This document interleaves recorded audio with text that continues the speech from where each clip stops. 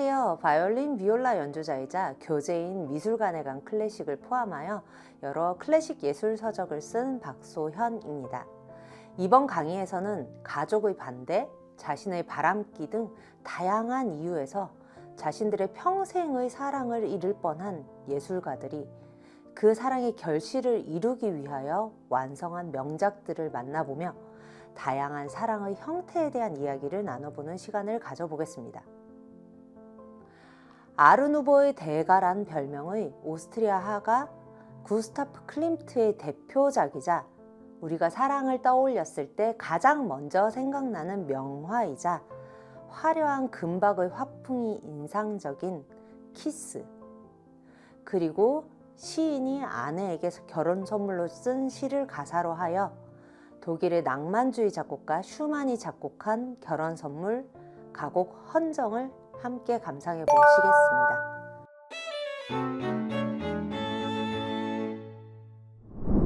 우선 작곡가 로베르트 슈만에 대한 이야기를 나눠보도록 하겠습니다. 로베르트 알렉산더 슈만은 독일의 낭만주의 작곡가이자 피아니스트 그리고 음악평론가였습니다. 아름다운 꿈과 같은 트로이 메라이가 포함된 피아노 모음곡 어린이 정경, 킨더센엔 작품 번호 15번을 비롯하여 교향곡 3번 라인을 포함한 4개의 교향곡, 가곡집 시인의 사랑, 디히털 리베 작품 번호 48번 등을 작곡한 슈만은 40대에 가족력이었던 정신질환이 심해지고 자신의 제자였던 브람스와 아내의 스캔들로 힘들어하다 라인강에 투신 자살을 시도하였습니다. 다행히 목숨은 건졌으나 2년간 엔데니히 요양원이라는 정신병원에 수용되어 쓸쓸한 생을 마감한 비운의 음악가였죠. 로베르트 슈만의 아내가 되었던 클라라 요세피네 위크 슈만은 매우 뛰어난 피아니스트이자 여러 작곡가들의 뮤즈였습니다. 슈만의 피아노 스승이었던 프레드리히 위크의 딸이었던 그녀는 작곡에도 큰 재능을 보여 17살의 나이에 자신이 작곡한 첫 피아노 협주곡을 멘델스존의 지휘와 자신의 독주로 초연을 올린 천재 음악가였습니다. 슈만은 18살이 되었던 1828년에 클라라의 아버지였던 프리드리히 위크에게서 피아노 레슨을 받게 되었습니다. 이때 9살이었던 클라라, 당시에는 클라라 위크와도 친분을 맺게 되었죠. 당시 슈만의 눈에 비친 클라라는 그저 스승의 어리고 귀여운 딸이자 피아노 신동이었을 것입니다. 이는 슈만이 심지어 1834년 24살의 나이에 비크의 또 다른 피아노 제자로 들어온 에르네스티네라는 여성과 약혼을 한 것으로도 짐작해 볼 수 있는 사실이죠. 하지만 1835년 에르네스티네와 파혼을 겪으며 큰 상심에 빠진 슈만은 클라라를 비롯한 비크의 자녀들과 산책을 함께 하는 등 시간을 할애하게 됩니다. 사실 클라라는 그 이전부터 슈만을 짝사랑했던 것으로 알려져 있습니다. 14살의 나이였던 1833년부터 클라라가 키워갔던 그녀의 첫사랑이 바로 슈만이었던 것입니다. 점차 함께 시간을 보내며 서로 끌리게 된 슈만과 클라라. 하지만 이 시기에 슈만은 무리하게 개발한 피아노 연습 방법 등으로 인하여 손이 완전히 망가져 피아니스트로서의 삶을 포기하고 미래가 불투명한 작곡가의 길을 걸어가고 있을 때였습니다. 세계적인 피아니스트이자 앞길이 창창한 10대의 어린 딸이 자신의 제자였긴 하지만 9살이나 많은 가난한 작곡가와 사랑에 빠진 것은 프리드리히 비크의 입장에서는 뒷목을 잡고 도시락을 싸들고 쫓아다니며 말려야 할 큰 일이었을 것입니다. 슈만은 클라라를 위하여 많은 곡을 작곡하여 헌정하였는데요. 그의 대표작이기도 한 트로이 메라이가 수록된 어린이 정경 역시 슈만이 클라라에게 청혼을 하여 클라라가 받아들인 1838년에 작곡되어 클라라에게 헌정된 곡입니다. 클라라가 당신은 가끔 어린애처럼 보여요 란 말에 영감을 받아 작곡한 이 피아노 작품은 클라라가 초연을 올리긴 하였으나 그들의 순수한 사연을 증명해지는 아름다운 작품임에도 불구하고 아버지 비크의 반대가 절정에 달하였던 시기에 연주된 곡입니다. 비크는 길에서 마주친 로베르트 슈만의 뺨을 때릴 정도로 그들의 사랑을 반대를 하였고 클라라와 로베르트 슈만은 서로 서신조차 쉽게 오갈 수 없었던 상황에서 작곡된 작품이 바로 이 어린이 전경이었던 것이죠. 슈만은 이 작품을 통하여 클라라와 함께 산책을 하거나 편하게 이야기를 나눌 수 있었던 어리고도 순수한 시절처럼 언젠가 그들이 함께 다시 행복한 시간을 누릴 것이라는 희망을 그녀에게 보내주고자 하였습니다. 원래 사랑이란 게 방해 공작이 일어나면 더욱 불타오르는 법이잖아요. 비크의 반대는 약 7년간 이어졌음에도 1839년 결국 로베르트 슈만과 클라라는 비크의 전 아내이자 클라라의 친모였던 마리안네 바르기를 찾아가 그들의 결혼을 승낙받았습니다. 거리에서 마주친 슈만의 뺨을 때리는 행동은 사실 그 시대에는 결투를 신청하는 것과 비슷했는데요. 이러한 극단적인 행동을 한 비크는 이 사랑하는 연인들과 법정에서 만나게 됩니다. 비크는 슈만을 유괴 혐의로 고소하고 클라라에게 상속권 정지를 소송하였습니다. 그게 잘 먹히지도 않자 가명을 사용하여 슈만을 비난하는 편지를 클라라에게 보내기도 하였는데요. 이로 인하여 슈만은 비크를 명예훼손으로 고소하였습니다. 다음 해인 1840년 법원은 슈만과 클라라의 결혼을 허락하는 판결을 내렸고 이 판결이 내려지고 한 달 뒤에 슈만과 클라라는 아주 작은 교회에서 소박하게 결혼식을 올립니다. 이 부부는 8남매를 낳았고요. 슈만은 클라라의 이니셜 CLARA에서 음정을 따 C샵, B, A, G샵, F샵을 주제로 삼은 피아노 모음곡 단풍 작품 번호 99번 중 4번을 비롯하여 오보에와 피아노를 위한 세계의 로망스, 피아노 오중주, 가곡집 시인의 사랑과 같은 작품을 작곡하고 또 헌정하였습니다. 클라라의 아버지 비크와 기나긴 법정 공방 끝에 클라라가 성인이 되던 해인 1840년에 둘은 결혼을 하게 되었죠. 이 해는 슈만이 창작 열애도 불타올랐던 시기였기에 150여 곡의 가곡을 작곡한 해였습니다. 그래서 이 1840년은 슈만의 가곡의 해라고도 지칭합니다. 우리나라에서 흔히 미르테의 꽃이라고 불리는 가곡집 미르테 작품 번호 25번 역시 이 해에 작곡되어 출판되었으며 괴테, 하이네, 바이런과 같은 시인들의 시를 가사로 한 26개의 곡으로 구성되어 있습니다. 클라라와 슈만의 결혼식 전날 자신의 신부가 된 클라라에게 헌정한 이 작품의 제목인 미르테는 사랑의 속삭임이라는 꽃말을 가졌으며 순결을 상징하고 결혼식장과 신부를 장식하는 꽃인 은매화를 뜻합니다. 26개의 수록곡들 중 3번 호두나무, 7번 연꽃과 같은 작품들이 주로 연주되지만 가장 유명한 작품이 바로 첫 번째 곡인 헌정입니다. 헌정, 위드뭉은 독일의 시인 프리드리히 리케르트가 자신의 사랑하는 아내에게 바친 시를 가사로 한 청혼가입니다. 절대 떨어져 살아갈 수 없는 영혼의 일부가 된 생의 동반자가 되길 바라는 그의 연인을 그리워하고 그녀에게 바치는 사랑의 찬가이죠. 가사는 다음과 같습니다.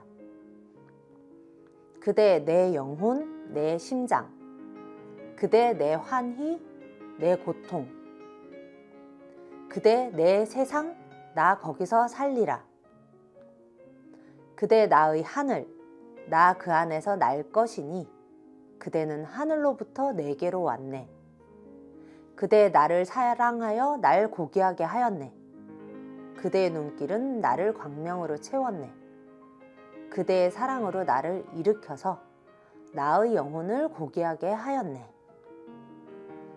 이 작품은 우여곡절 끝에 클라라와 로베르트 슈만의 결혼식이 올려지고 7년이 지난 1847년 이 부부와 매우 가까운 사이이자 그들을 진심으로 축복해줬던 음악가 프란츠 리스트에 의하여 피아노 독주를 위한 곡으로 편곡되어 현재까지 가곡만큼이나 사랑받고 있습니다. 또 헝가리의 바이올리니스트이자 작곡가였던 레오폴트 아우어에 의하여 바이올린과 피아노를 위해 편곡되어 역시나 무대 위에서 자주 연주되고 있습니다. 저는 이 가곡의 마지막 가사를 굉장히 좋아하는데요. 사실 직역을 하면 너는 나를 더 나은 사람으로 만들어줬어 라는 가사를 가지고 있거든요. 이렇게 아름다운 사랑의 헌정, 사랑하는 사람에게 바치는 곡, 이 곡과 매우 잘 어울리는 사랑을 금빛 찬란하게 그리고 있는 명화를 만나보도록 하시겠습니다.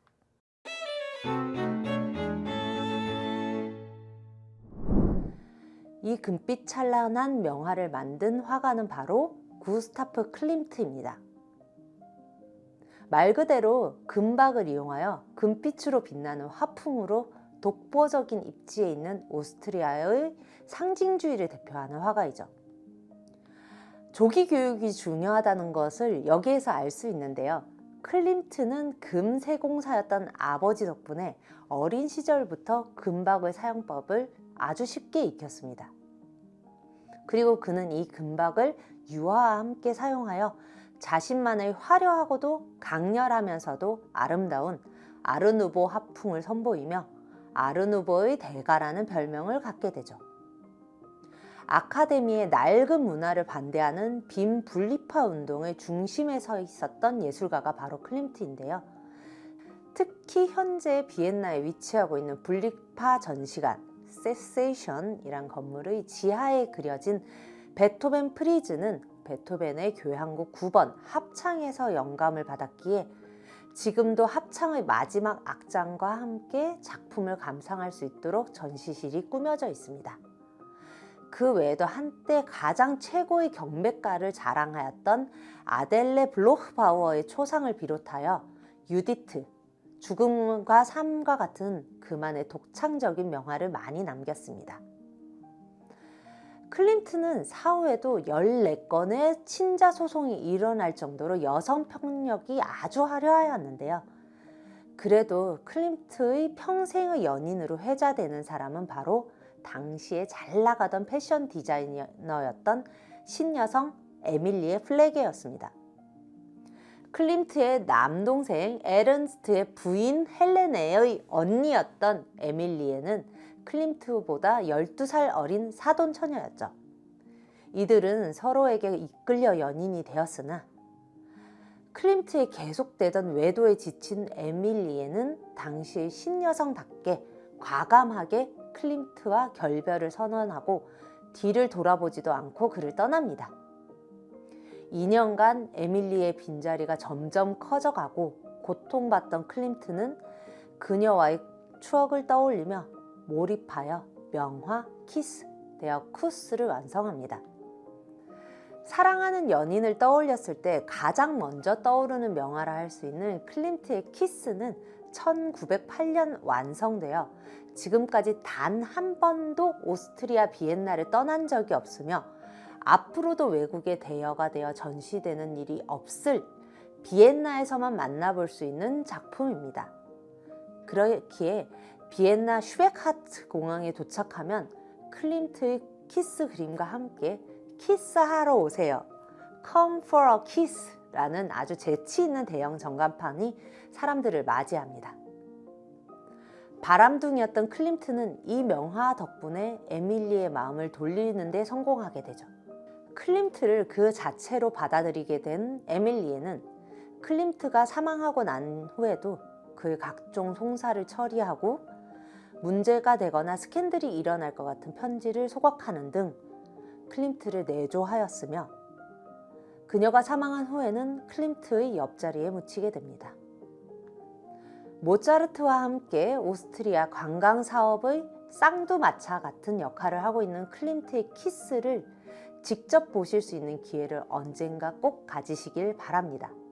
또 이미 원작을 보고 오신 분들께는 무릎을 꿇었음에도 클림트보다 키가 커서 키 작은 클림트가 고개를 숙여 서로 입맞춤할 거리가 딱 맞게 된 에밀리에게 바친 열정적인 사랑을 추억해 볼 수 있는 시간이 되었으면 좋겠습니다. 가장 많은 예술 작품을 탄생시키는 소재가 되는 사랑, 그리고 인생을 반려자에게 바치는 명작을 함께 감상하며 사랑하는 사람과 함께하기 위하여 쏟아부은 예술가들의 열정과 간절함, 그리고 아름다운 마음을 함께 감상하시겠습니다.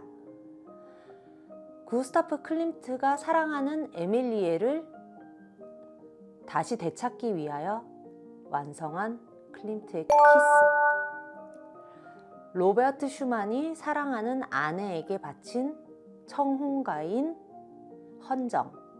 클림트는 뇌출혈로 쓰러지기 직전에 이러한 말을 남겼습니다. 미디를 불러줘.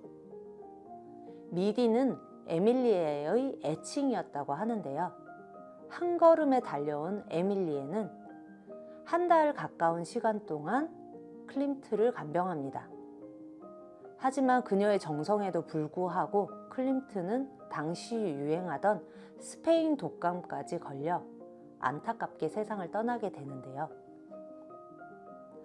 여러분들이 지금 누군가를 사랑하거나 누군가를 사랑했거나 사랑하고 싶은 마음이 있으시다면 이 작품들과 함께 여러분의 마음속에 있는 미디를 찾아보실 수도 있을 것 같다라는 생각이 듭니다. 사랑하고 싶은 사람, 사랑하고 있는 사람, 사랑하는 이를 잃어서 사랑을 갈구하는 사람, 모두에게 많은 사랑의 마음, 따뜻한 마음을 안겨주는 명작인 클림트의 키스, 그리고 슈만의 가곡 헌정을 함께 감상해 보시겠습니다. 지금까지 바이올린 비올라 연주자 그리고 작가 박소현이었습니다. 감사합니다.